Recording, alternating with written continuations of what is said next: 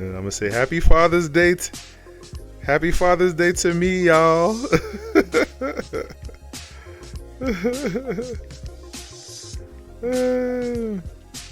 I want to talk a little bit about Father's Day and what it means to me and what it should mean to the black community. I ain't gonna say to America because America's too big. It's too broad.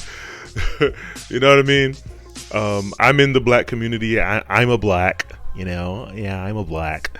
So I want to address black people. I want to address my community, the direct sphere of influence that I directly direct. You know what I'm saying? But on this Merry Father's Day, I want to talk about Father's Day and the state of fatherhood.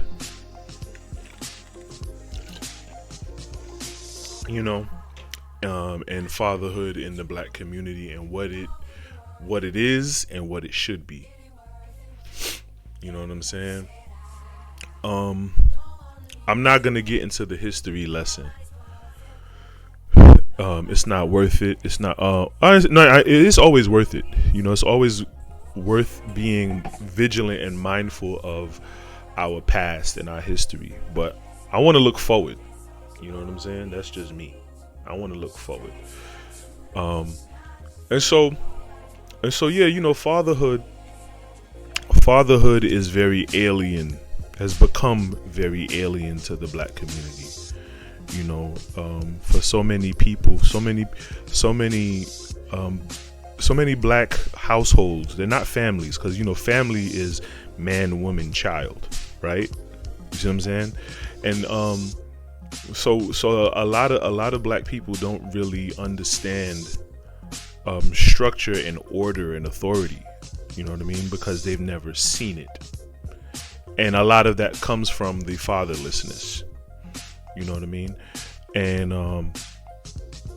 I impose and impress very much so the value of fatherhood amongst my family. You know what I'm saying? And when I say my family, I mean my kids and their mothers. You know what I mean? And so, and it's a job that in and of itself is a job. It's a job to communicate the value of fatherhood to someone who only understands it from the scope of stepfatherhood, quote unquote, because we all know stepfatherhood is a sham, right? Or someone who knows fatherhood from a distance, where the father was in their life but not in their life. You feel me?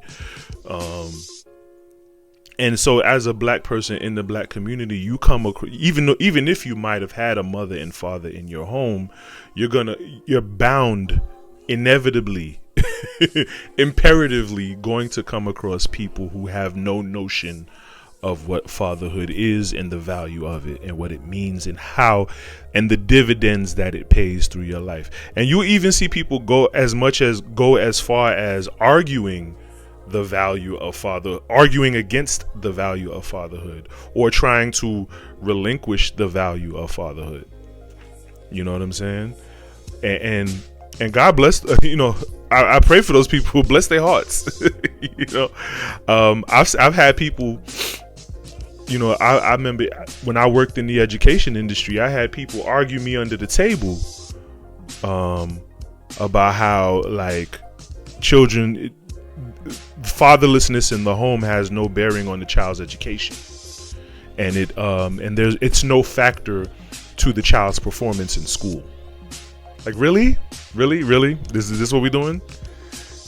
When you talk about the school to prison pipeline, and then you talk about the school to prison pipeline, and then school to prison pipeline, and then the fact that 75+%, almost, I'll go as far as saying 95% of prison inmates grew up without fathers, and then you have the school to prison pipeline, that whole conspiracy. Like, what? Are you serious? You really gonna argue this? And I've had people with doctorate degrees argue this with me. You know what I'm saying? And it's just like this is what we've become. This is how low we've fallen. You know what I mean? Um, but yeah, on a day, we have many holidays, and the purpose of holidays are to establish an appreciation for a thing, right? Well, let's appreciate. Let's take today to appreciate fatherhood.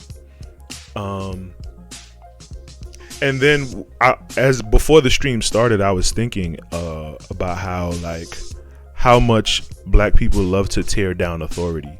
And when I say authority, not so much just someone telling you what to do, but someone who poses themselves as an expert or a higher knowledge, highly knowledgeable, or just someone who has a voice of reason or voice of thumb amongst the masses. Like, we love to tear those, our community loves to tear those people down or look for excuses not to listen to them. A lot of times when, someone prominent in the black community says something that black people don't like or don't want to hear, their first instinct is to go for ad hominems and attack their character and dig up their past and try to tear down their credibility and say that, oh, you got your degree from that place over there, and you ain't really really like that. Like, oh, you ain't. You know what I mean? A lot of that I attribute to fatherlessness. You know what I'm saying? That rebellious nature, that rebelliousness to authority. You know what I'm saying? I attribute a lot of that to it. And so yeah, if you have no structure, no sense of authority, or no sense of submission to authority, trigger word, submission, right? If you have no you've never seen any kind of submission to authority, or at least just as much as honoring, to honor a man, that is hard for a lot of black people, especially fatherless black people. That is very, very hard, just the act of honoring another man. You know what I mean? And we've kind of subverted it and perverted it into it being a homosexual thing.